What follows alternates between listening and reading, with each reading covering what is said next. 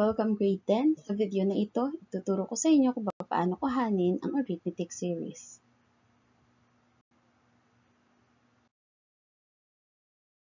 So, umpisahan natin ang ating lesson by this activity entitled Summing Up. So, kailangan nyo lang kuhanin yung sum ng mga terms ng ating arithmetic sequence o i-add nyo yung mga terms ng ating arithmetic sequence. So, we have here 1, 4, 7, 10. So, kapag in-add nyo yan, ang magiging sagot natin ay 22. How about 3, 5, 7, 9, 11? Ano ang sum kapag in-add natin ang lahat ng terms ng arithmetic sequence na yan? It's 35.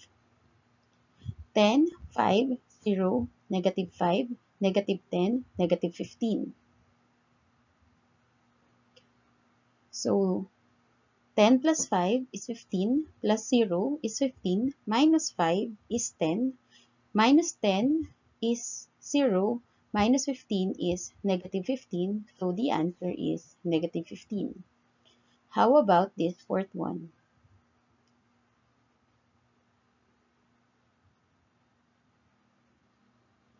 The answer is 231.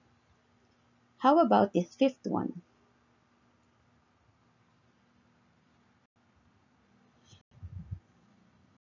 Yes, it is negative 57.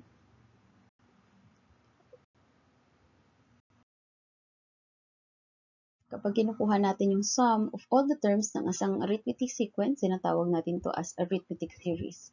By definition, arithmetic series is the sum of the terms in an arithmetic sequence. So, ang formula para makuha ito is Sn is equal to n over 2 times the quantity a sub 1 plus a sub n. Or, you can also use S sub n is equal to n over 2 times the quantity 2a sub 1 plus n minus 1 times the common difference. So, yung unang term or unang formula ay ginagamit kapag meron tayong last term, while yung pangalawang formula naman ay ginagamit natin kapag wala tayong last term sa given.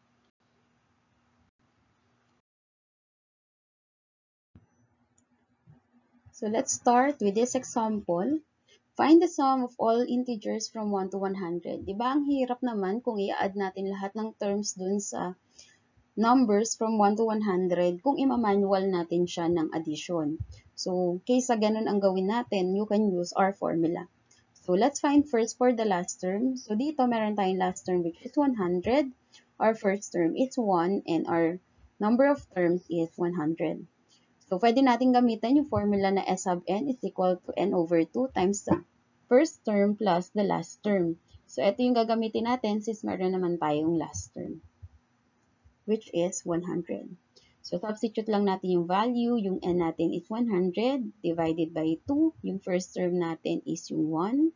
Yung last term natin is 100. So, 100 divided by 2 is equal to 50. 1 plus 100 is equal to 101. Times lang natin to. 50 times 101 is equal to 5,050. So, ganyan po mag-compute ng ating arithmetic series gamit yung ating first formula. Now, let's have another example. If you need to find the sum of all even integers from 1 to 50, pag sinabi nating even integers, yun ay yung 2, 4, 6, 8, 10. So, kung hahanapin natin yung sum of all even numbers from 1 to 50, ang magiging last term natin is 50. Ang ating first term ay 2. Bakit 2? Kasi hindi naman po even si 1. So, hindi tayo mag-i-start ng 1 as our first term, but rather it will be 2 because hindi nga even si 1. So, yung n natin will be 25 kasi meron 25 na even integers or even numbers from 1 to 50. Kasi sa 1 to 50, kalahati nun ay odd numbers, yung kalahati ay even numbers. So, 25 lang po siya kasi yung kalahati ng 50 is 25. So, ang gagamitin natin na formula is S sub n is equal to n divided by 2 times the first term plus the last term. Ito yung ginamit natin kasi meron tayong last term which is 50. So, papalitan lang natin yung formula natin. Yung n natin is Panalitan natin ng 25 kasi 25 yung n natin, divided by 2. Yung first term is 2 and yung last term natin is 50. So, add lang natin to. 2 plus 50 is equal to 52. So, pwedeng ang gawin nyo is 25 divided by 2 times 52. Diretso na yun. O kaya, 52 divided by 2, it will be 26. Then, ita-times nyo siya sa 25. So, 25 times 26 will be 650. Ulitin ko, pwedeng 25 divided by 2 times 52 or 52 divided by 2 times 25. So, nasa sa inyo na yun kung alin yung gagamitin nyo. Then, yung answer natin will be 650.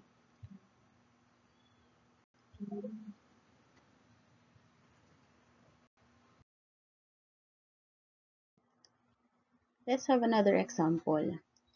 If we have to find the sum of the sequence 1, 5, 9, and so on until you reach 49 and 53.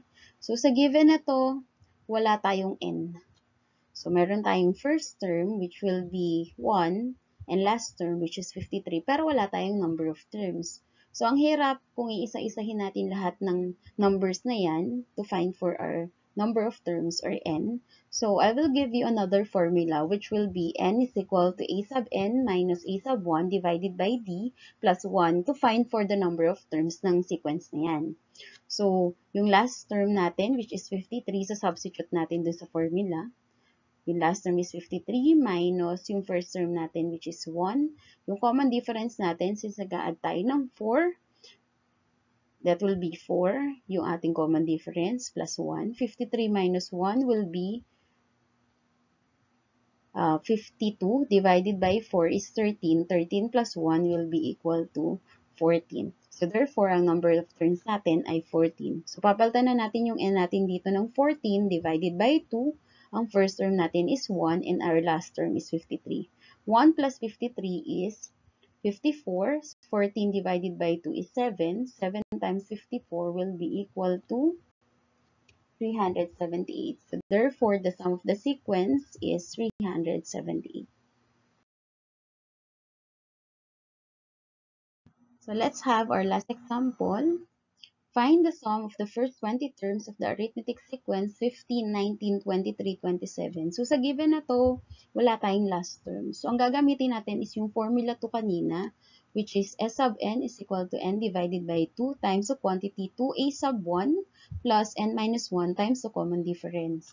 So, ang number of terms natin, since yung kailangan natin is the sum of the 20 terms, so papalitan natin yung n ng 20.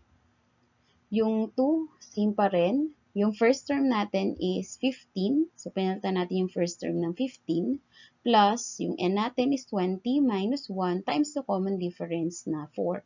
So, nakuha yung 4, nag-a-add ng 4 yung ating sequence consistently or constantly.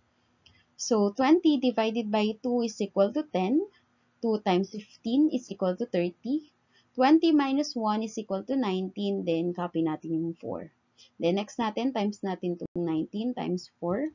It will be 76. Then, 30 plus 76 is equal to 106. 106 times 10 is equal to 1,060. So, ganyan po kumuha ng ating mga arithmetic series.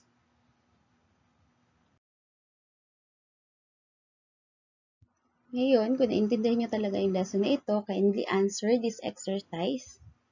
Find the sum of the given sequence 6, 11, 16, 21, 26, 31, and 36. 2. Find the sum of the first 20 terms of the sequence 10, 15, 20, 25. Number 3. Find the sum of the first 12 terms of the sequence where the first term is 25 and the common difference is 4. Find the sum of all even integers from 1 to 100. And find the sum of the numbers multiples of 3 from 1 to 100.